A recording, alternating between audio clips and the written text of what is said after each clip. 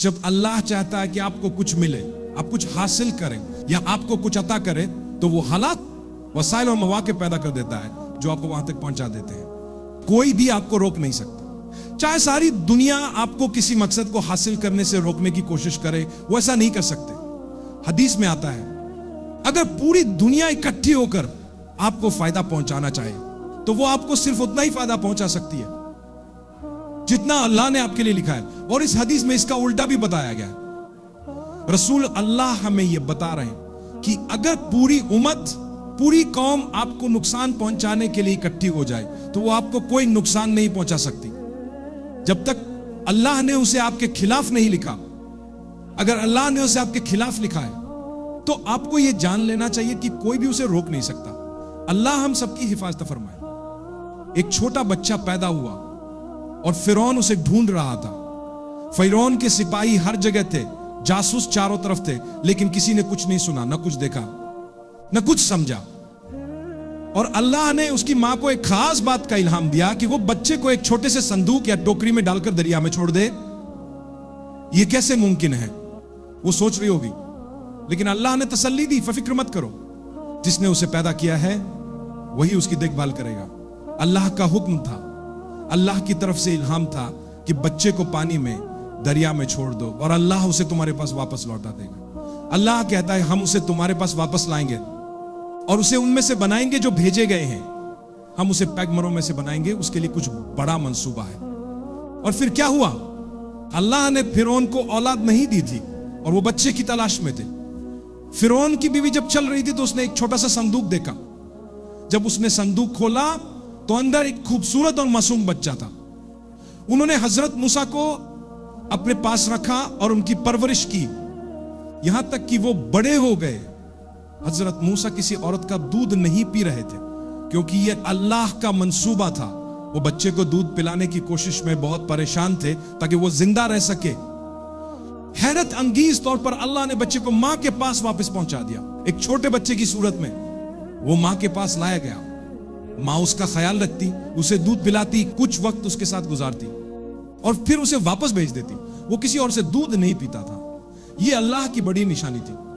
अल्लाह की ताकत को कभी कम न समझो। जब वो तुम्हें देना चाहेगा तो वो जरूर देगा। उसे दुआ मांगो, दिल से मांगो, यकीन के साथ मांगो। जब वक्त सही होगा तो जो तुम चाहते हो वो तुम्हारे पास आ जाएगा। ये याद रखो, अगर वो तुम्हारे लिए बेहतर है और तुम्हारे नसीब में है तो वो तुम्हारी तरफ जरूर आएगा। अगर नहीं है तो चाहे कुछ भी हो वो तुम्हें नहीं मिलेगा। अल्लाह फरमाते हैं कि हमने हजरत मूसा को उसकी मां के पास वापस पहुंचा दिया ताकि उसकी मां की आंखें ठंडी हो और वो गम ना करे। वो एक नेक औरत थी, अल्लाह से करीब थी और अल्लाह ने उन्हें एक पैगंबर की मां होने के लिए चुना। जरा सोचें कि उनमें कितनी अजीम खूबियां होंगी। मैं हमेशा बहनों और भाइयों को यह बात समझाने की कोशिश करता हूं कि अगर आप चाहते हैं कि आपका बच्चा दीन की खिदमत करने वाला बने तो पहले ये सोचें कि आप खुद कौन हैं। अगर मैं एक ऐसा शख्स हूं जो दुनियावी फैशन के पीछे भागता हूं, अगर मैं दुनियावी फैशन के पीछे भाग रहा हूं, जैसे कि मेरी तवज्जो ऊंची एड़ियों, मेकअप और फैशन वाले लिबास पर है, तो क्या मैं वाकई इस काबिल हूं कि मेरा बच्चा दीन की खिदमत करे। भाइयों के लिए भी यही बात है कि अगर वो दीन को छोड़कर दुनियावी चीजों के पीछे दौड़ रहे हैं तो फिर ये कैसे मुमकिन होगा कि उनका बच्चा दीन के लिए कुछ कर पाए। आप हर रात क्लब में नाचते हैं, शराब पीते हैं और हर तरह की सरगर्मियों में शामिल होते हैं और औरतों के साथ वक्त गुजारते हैं। फिर आप दुआ करते हैं, हे अल्लाह मेरे बच्चे को शेख बना दे जो दीन फैलाएगा। मेरे भाई और बहनों, हम सब अल्लाह की तरफ वापस लौटे। अभी भी वक्त है क्योंकि हम सांस ले रहे हैं। जरा दुनिया पर नजर डालें, दुनिया को देखकर सीखें, लोगों को देखें और गौर करें कि सबसे खुश लोग वो हैं जो दुनियावी चीजों के पीछे नहीं भागते।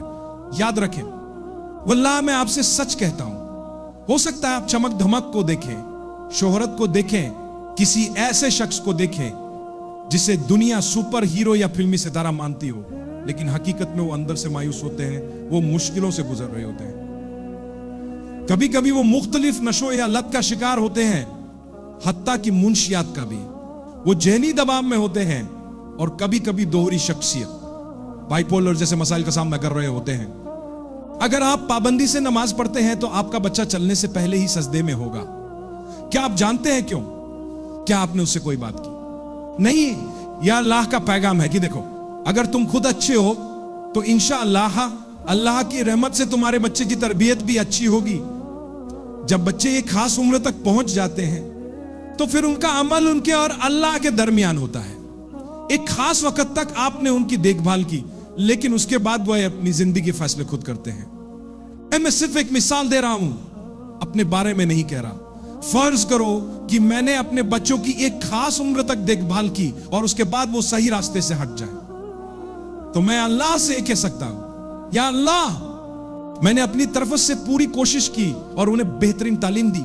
मैं अभी भी उनके लिए दुआ करता हूं और जब तक मुमकिन हो उन्हें सही रास्ता दिखाता रहूंगा।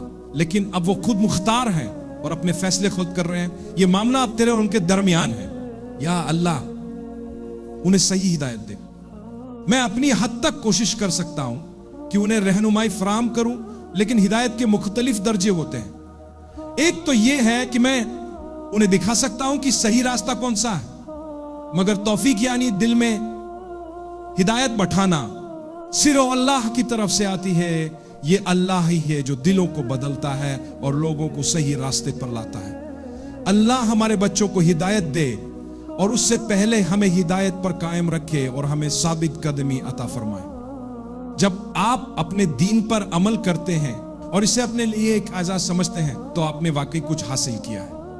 लेकिन अगर आप अपने दीन पर इस तरह अमल करें कि उसे बोझ समझें, तो हो सकता है आप अमल तो कर रहे हो लेकिन आपको इस अमल का पूरा फायदा नहीं मिलेगा। मेरे भाइयों और बहनों, फिरौन की कहानी की तरफ वापस आते हैं। हजरत मूसा अलैहिस्सलाम ने उसी महल में परवरिश पाई और फिर अपनी मां के पास वापस चले गए। मैं यहां एक और सबक लेना चाहता हूं। कभी कभी हम अपने प्यारों से जुदा हो जाते हैं। क्या आप इस बात से इत्तेफाक करते हैं, चाहे ये तलाक के बाद आपका बच्चा हो या कोई और करीबी रिश्ता हो सकता है कि आपके शौहर को काम के सिलसिले में कहीं दूर जाना पड़ा हो, या आपको खुद किसी वजह से कहीं जाना पड़ा हो, या शायद कुछ ऐसा हुआ हो कि आप अपने प्यारे से किसी वजह से अलग हो गए। हजरत मूसा की कहानी और इसमें मौजूद आयत हमें यह सबक देती हैं, जिनसे हमें तसल्ली मिलती है, उन लोगों को सुकून देती हैं जो अपने प्यारों से जुदा हो जाते हैं, कि अल्लाह ताला अपने बंदों के साथ हमेशा बेहतरीन मामला करता है।